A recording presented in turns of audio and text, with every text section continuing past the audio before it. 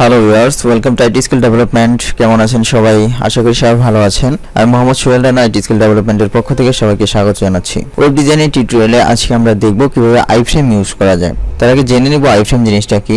আগে আমরা কাজগুলো করে নিচ্ছি, আমাদের যে কাজগুলো আছে। প্রথমত আমরা আমাদের যেই ডকুমেন্ট আছে সেটাকে ওপেন করে নিয়েছি। HTML ডকুমেন্টটাকে আমরা আমাদের ব্রাউজারে ওপেন করে নিয়েছি আর আমাদের এডিটরে এখানে আমাদের ওপেন করা আছে। আমরা লাস্ট টিউটোরিয়ালে এই কাজটা করেছিলাম, কিভাবে একটা সুন্দর ফ্ল্যাট মেনু তৈরি করা যায় এবং কিভাবে ভার্টিক্যাল মেনু তৈরি করা যায়, এগুলো আমরা দেখিয়েছিলাম।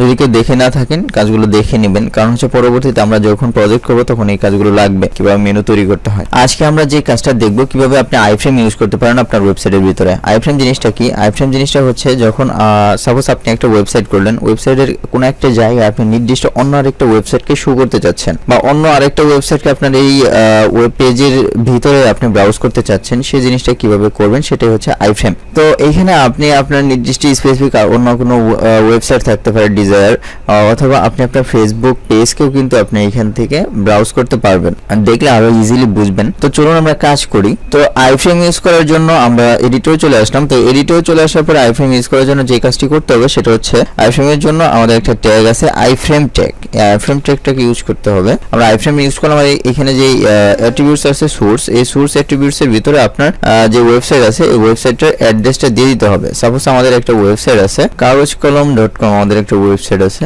kagozkolom.com। আমরা যদি এই ওয়েবসাইটটাকে শো করতে চাই,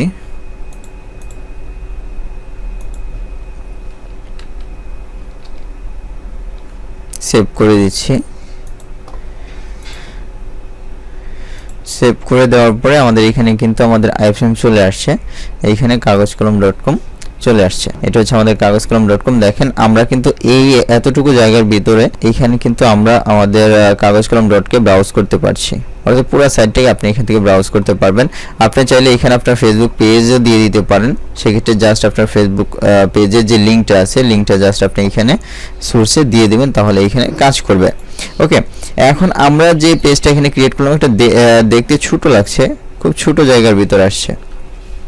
তো এই জায়গাটুকু আমরা কিভাবে আইডেন্টিফাই করব, কিভাবে বড় করতে পারি, কিভাবে হাইট উইথ স্পেসিফিক দিয়ে দিতে পারি, এবং এটার চতুর্পাশে আপনি চাইলে কিন্তু সুন্দর একটা বর্ডারও দিয়ে দিতে পারেন। তো এই কাজগুলো কিভাবে করব চলুন দেখি। স্টাইল যেটা একটা আছে অ্যাট্রিবিউটস এখানে দিয়ে দেব। স্টাইল অ্যাট্রিবিউটস এর ভিতর আমরা এখানে লিখতে পারি ইজিলি বর্ডার। সাপোজ বর্ডার দিয়ে দিব আমরা 3 পিক্সেল সলিড। সাপোজ চতুর্পাশে আমরা একটা ব্ল্যাক বর্ডার দিয়ে দিতে পারি, চাইলে আপনি অন্য কোনো কালারও দিয়ে দিতে পারেন। ওকে, সেভ করে যদি আমরা এটাকে রিফ্রেশ করি তাহলে কিন্তু আমাদের চতুর্পাশে একটা ব্ল্যাক বর্ডার চলে আসছে। এখানে আপনি চাইলে যে কোনো বর্ডার দিয়ে দিতে পারেন, চাইলে রেড দিচ্ছি। ওকে, এখানে কিন্তু চলে আসছে। এখানে আপনার ওয়েবসাইটটা আপনি ব্রাউজ করতে পারবেন। এখন এইটার নির্দিষ্ট সাইজটা কিভাবে চেঞ্জ করব, জাস্ট এইখানে আমরা এগুলো আগেও শিখেছি। স্টাইলের ভিতরে হাইট উইথ দিয়ে দেওয়া যায়। সাপোজ আমরা হাইট দিয়ে দিচ্ছি 500 পিক্সেল,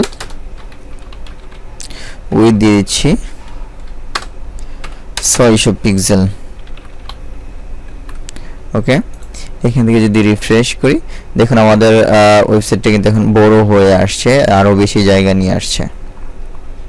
তো আপনারা চাইলে এগুলো সুন্দর সুন্দরভাবে ইউজ করতে পারেন আপনার ওয়েব পেজের ভিতরে। আপনার ফেসবুক যদি আপনি স্ক্রলিং করে দিতে চান সেক্ষেত্রে কিন্তু আপনি চাইলে এখান থেকে দিতে পারবেন, এইখান থেকে আপনি মুভ করতে পারবেন আপনার সাইটটাকে। ওকে ভিউয়ার্স, আইফ্রেম এইভাবে আপনি নিয়ে আসতে পারবেন। আর এই আইফ্রেমগুলো আমরা সাধারণত ওয়েব পেজের আমরা কোনো একটা সাইডবার হিসেবে ইউজ করি।